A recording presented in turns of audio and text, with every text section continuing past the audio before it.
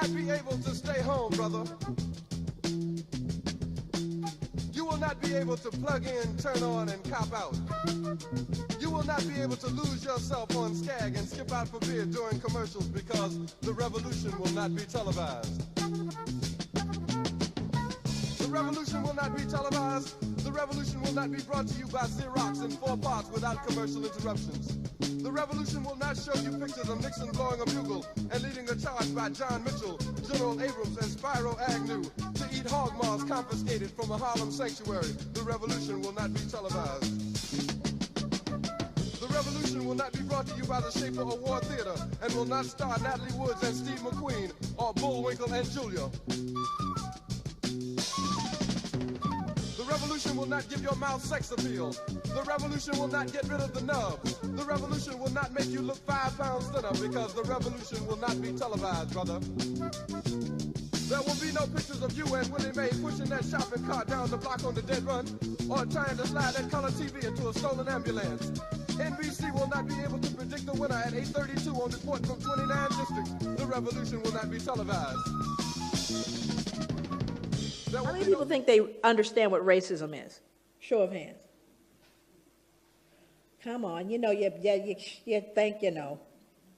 I'm not suggesting I know. I just have a couple of definitions that kind of came to me as I thought about. How many people think there are white racists?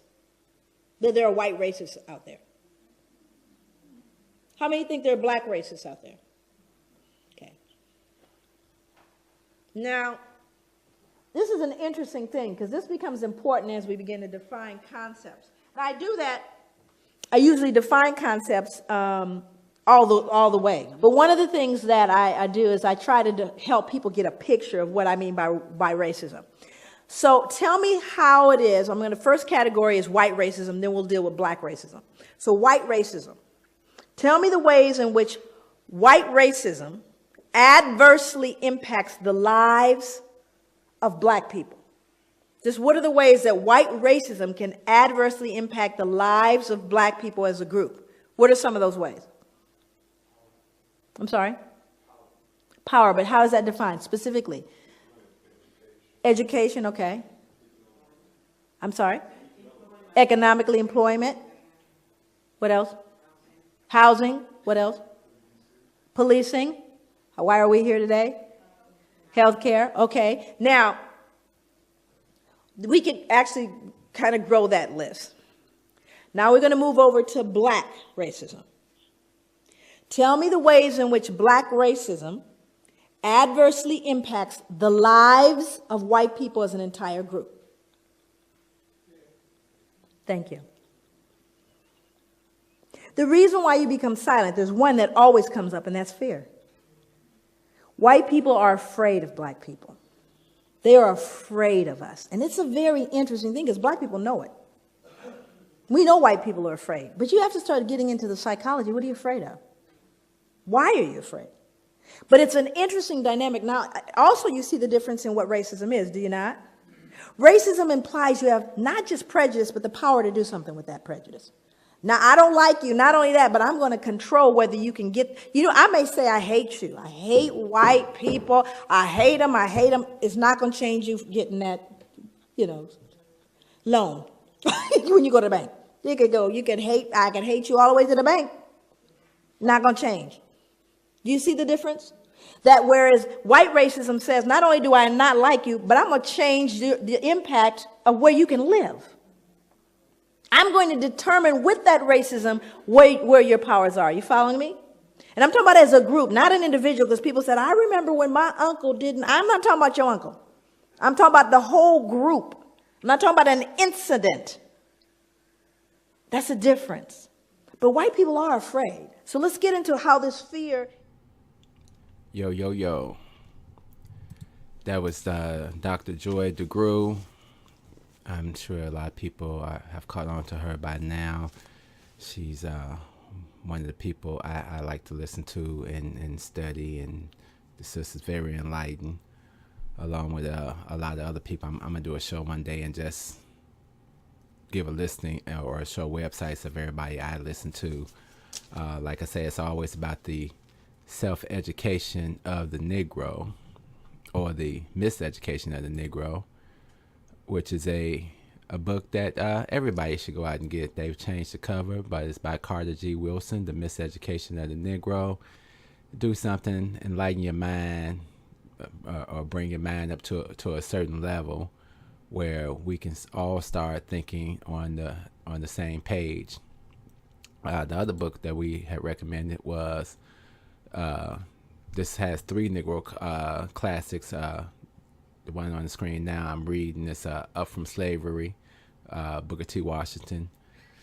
In a lot of ways, people say Booker T was selling out, willing to accept that second-class status. W.E.B. Du Bois was back there with Booker T, and he didn't believe in that second-class citizen crap. So they kind of divided on the thoughts. They both wanted to uplift the people, but they went about doing it different ways. So W.E.B. Du Bois, The Soul of Black Folks, and the Autobiography of an Ex-Colored Man, James William Johnson. These are just 3 classics. If you're into reading, if you're into uplifting, or just, I think we all need to re-educate ourselves, and maybe we wouldn't be in the situations we are in today. And that's always up for debate, but welcome back to the No PC show. Tonight's topic is black racists. And this always amazes me when people say black racist. I mean, that's saying that blacks have the power, like she was just saying. Not only do I hate white people, but I have the power to change what happens in their life. We're talking about as a group. And you don't. Like I say, on your job, it'll take about 20 black people to get one white person in trouble, but it don't take one white person to get 100 blacks in trouble. And I always use examples from my own life. And one of those examples is I used to work in a department that was all black. Now, we had a white manager, but something happened and he left, so then the new white man came in. And now that department is all white and one black me. But here's how the power works that she's talking about. When this guy comes in, I'm the lead tech. Everybody knows I'm the lead tech. I'm running all the projects. And the white man says, you know what? I know exactly who you are. Mind you, he's never spoken to me. He spoke to the whole other group. Didn't speak to me. And let me tell you, I don't believe in exceeds expectations. I see you got a few exceeds expectations. I don't believe in that. And then he proceeds to not give me assignments and blow me off and whatever. And he changes the whole dynamics of the department. Not that any of these people were deserving, and all the people that he did give assignments to, well, why was I passed over? Well, I just felt he deserves an opportunity. Okay, he hasn't worked on any projects. He's only been here a year. I've been here 11 years and worked on multiple projects. I brought the projects coming down the line to you. So you weren't even aware of the projects coming down the line. I brought them to you. Yeah, I think he deserves a chance. Okay, what about the demoted dude here? Yeah, I don't want to feel bad about this demotion, so I'm going to give him those opportunities. See, when we talk about white racism, we're talking about it as a group, as a systematic thing that was put in place from slavery on up to today to keep white people down, black people down, not white people, excuse me. But you'll run into a lot of white people and they'll be like, I know plenty of successful black people.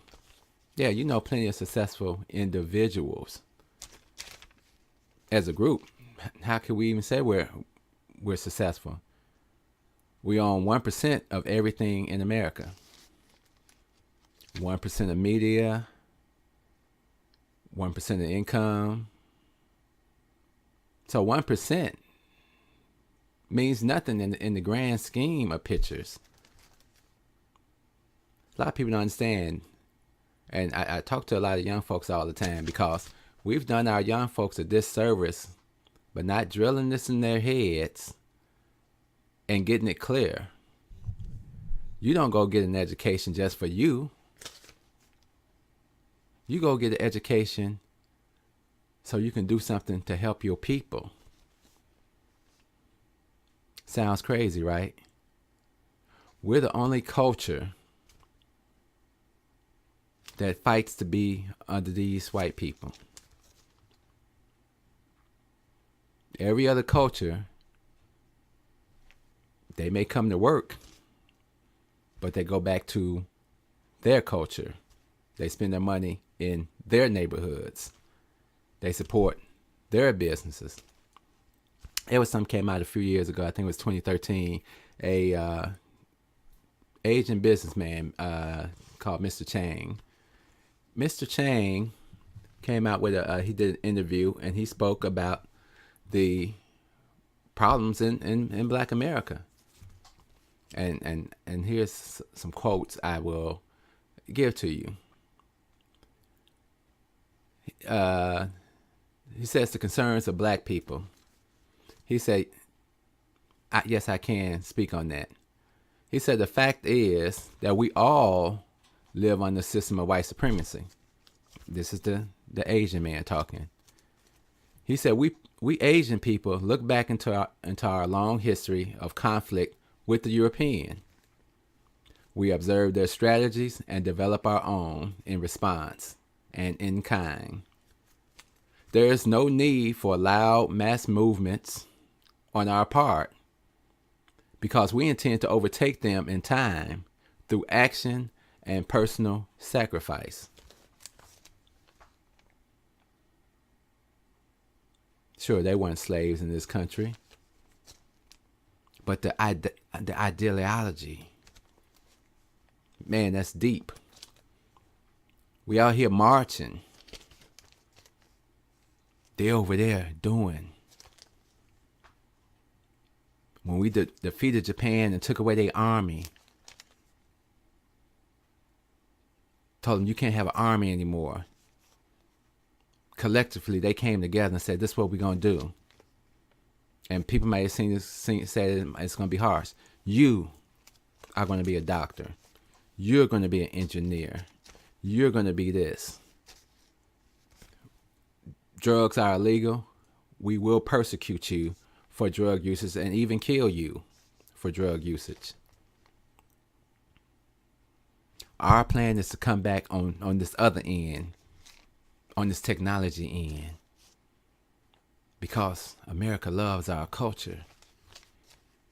And if we have to do it one little trinket at a time, one little magical ball set at a time, we're going to do it. And over a period of years, we're going to develop our independence. We're going to live together. We're going to eat together. We're going to educate our children. Let me read a little bit more of what he says. Excuse me, because I got another screen over here that I'm reading directly from. He was talking about in relationship to the black man. He says, we do not hate the black man. We just love the Asian man. Real love, not cliche.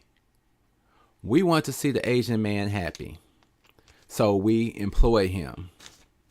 We eat together. We spend time with each other. We want his kids to be educated. So we invest in our own schools that offer our children the technical abilities to change the world. Catch that, change the world. Not change my community, change the world. And change the world's power structure in our favor. We want to see the Asian man safe. So we purchase and organize our own communities. We want to remain Asian, so we reduce the outside influence of others' ideologies and cultures. You hear what this man's saying? We cut off all that bull crap that's trying to be forced on us by the Europeans, the white supremacist system. Is he racist? Does he give a damn if you call him racist? No, he doesn't. Because they got a plan. So, a lot of this stuff, we got to start pointing back at ourselves.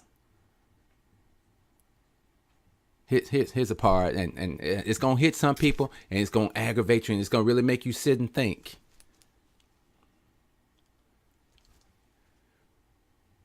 So we reduce the outside influences of others' ideologies, and cultures, while he, the black man, fought to sniff behind the white man. The black man has had the opportunity and every right in the world to do the same. But he chooses to indict people like me for not hiring him over my own brother. For me to do this would be foolish. And that would not be Asian love. In contrast, the black man will fight for the right to be up under everyone else other than another black man who he should feel the most love for.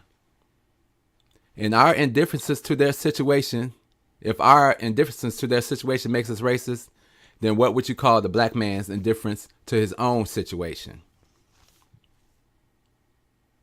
We got to look at ourselves. People be thinking I'm tripping.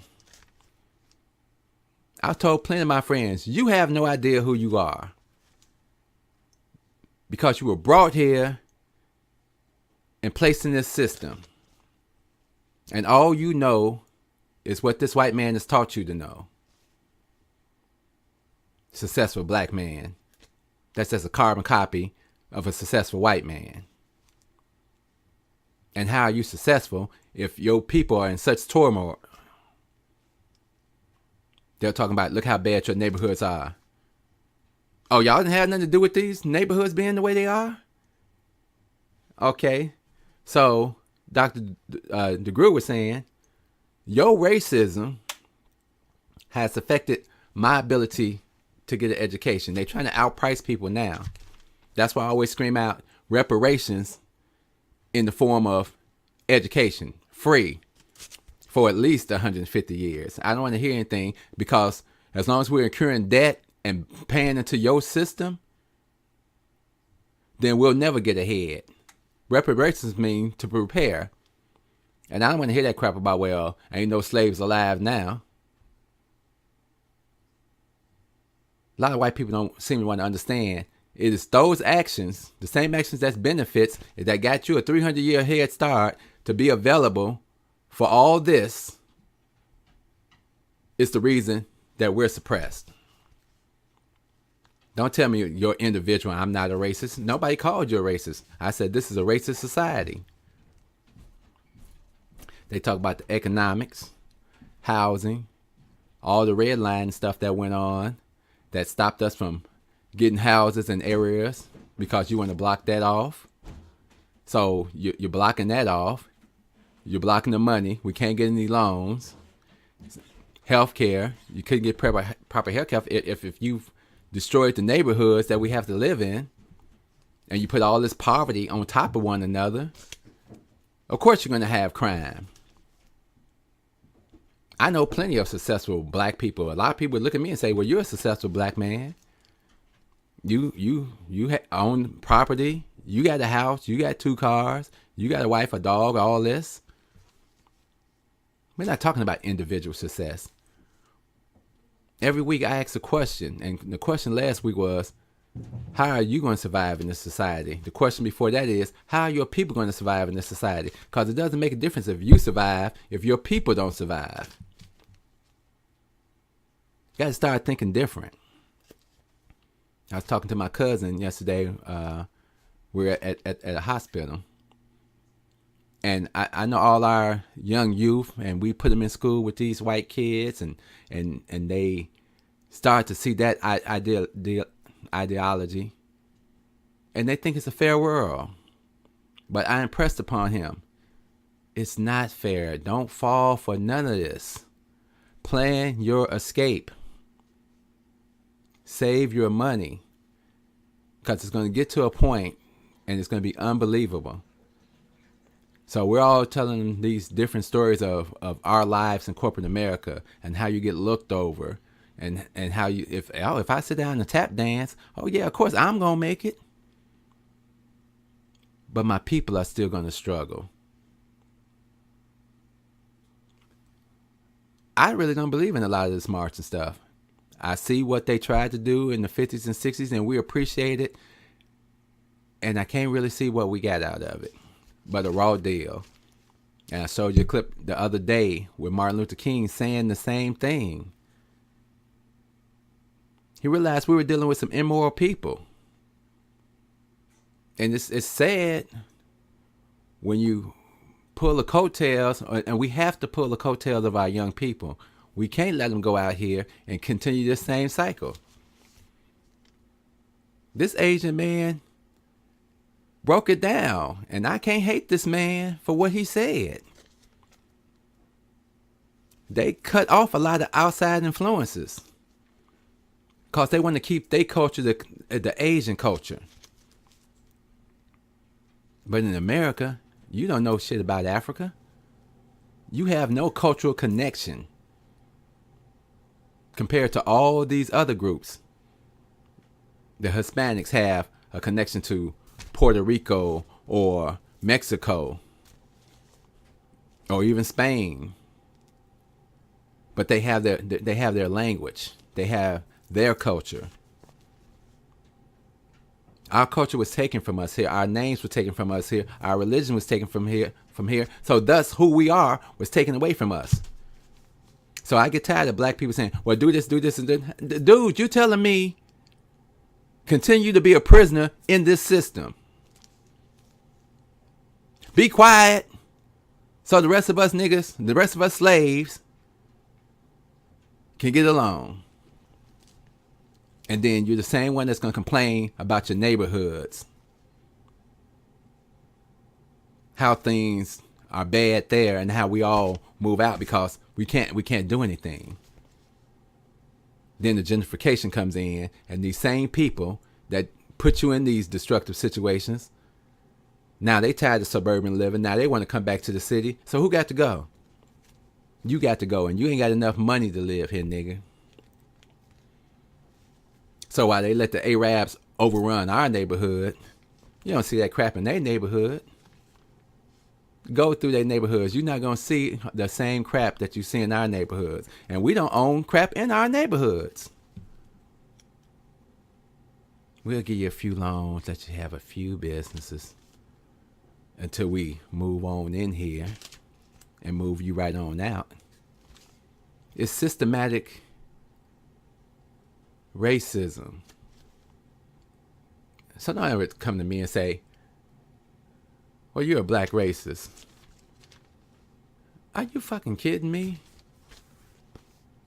We wake up every day black, men and women.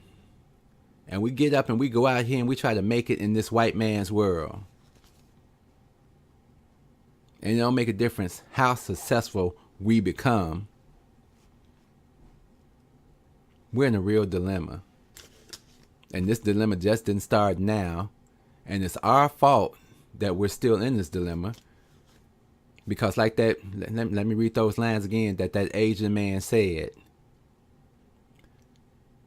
He said, the black man has had the opportunity and every right in the world to do the same as us. But he chooses to indict his people like me. Well, he chooses to indict people like me for not hiring him over my brother. The white man is going to hire white people in abundance compared to you. I'm going to hire 10 white people, 2 blacks.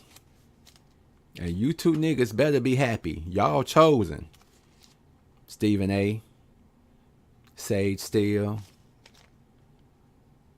Michael Strahan.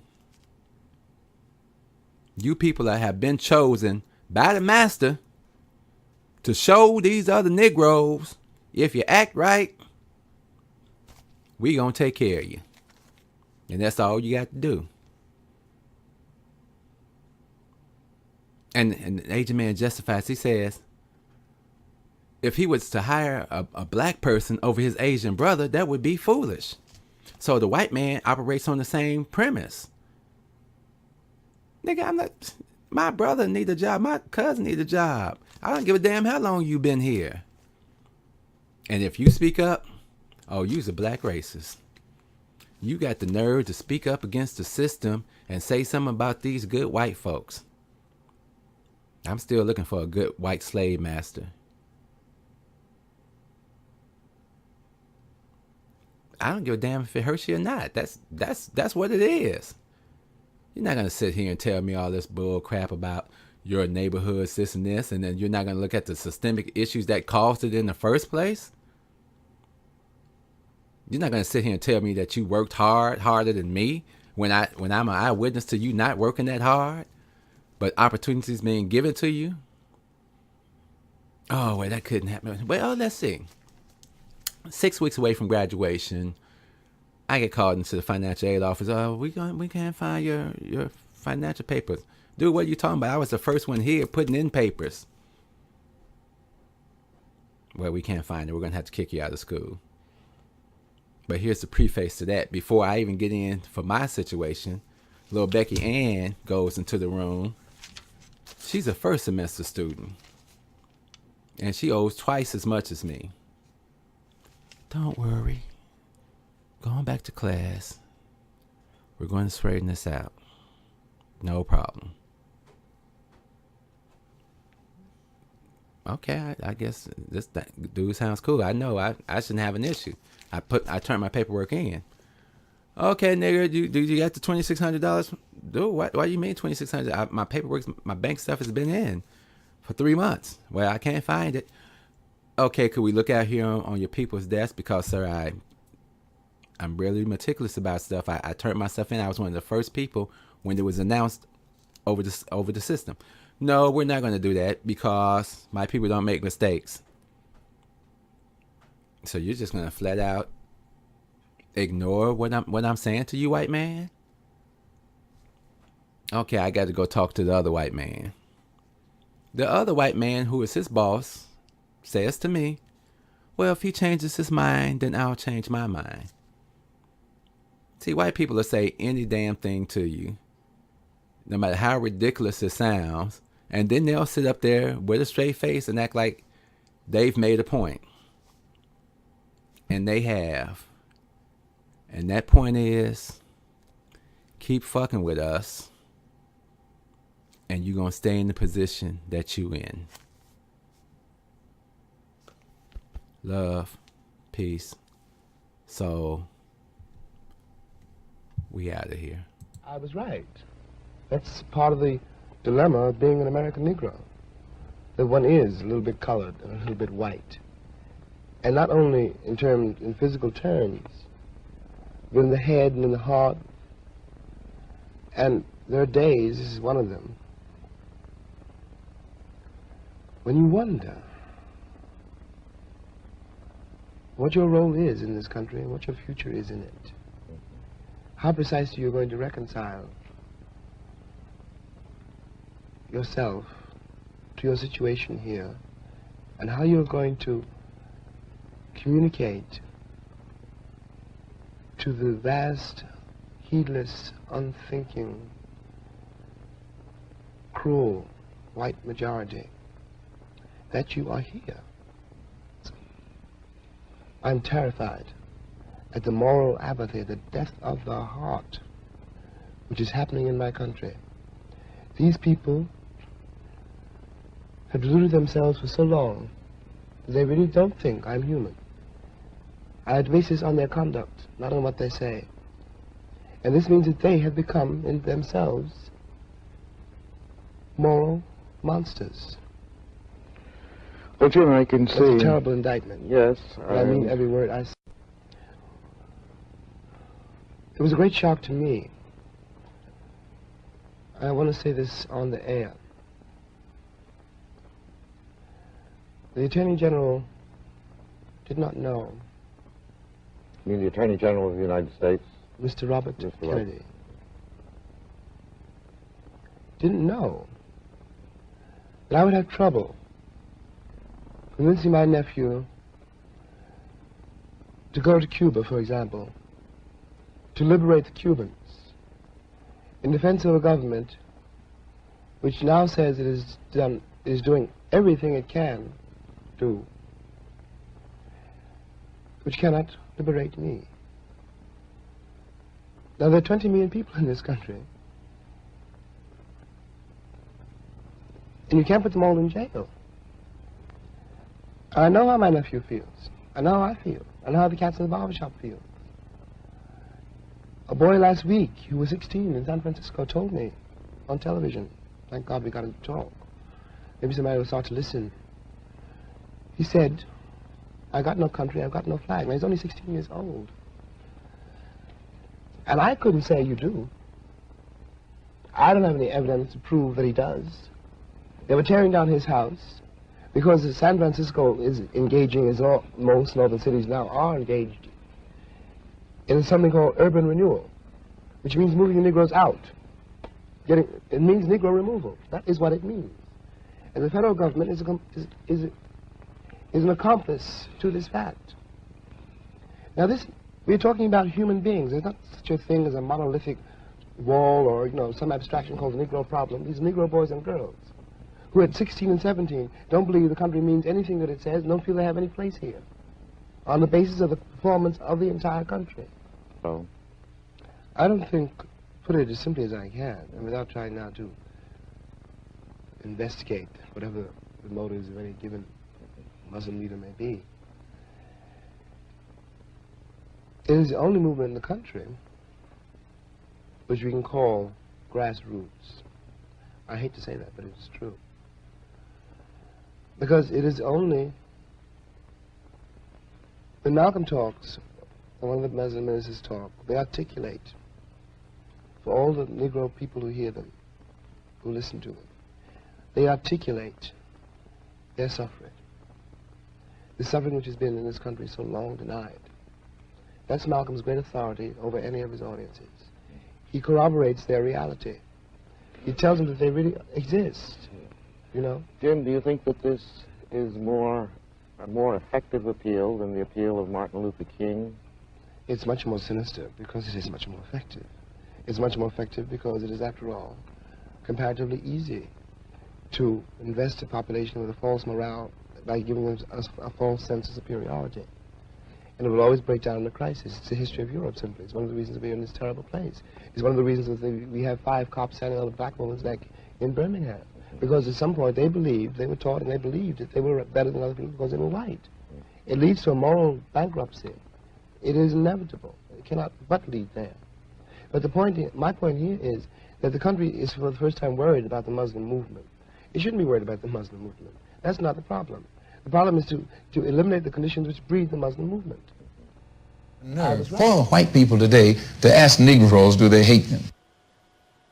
The problem isn't personal and it's not individual. Our problem is collective. And just as Negroes suffer collectively from the collective attitude of white people in this country, you can't approach it on an individual basis. And this is where whites make their mistakes today.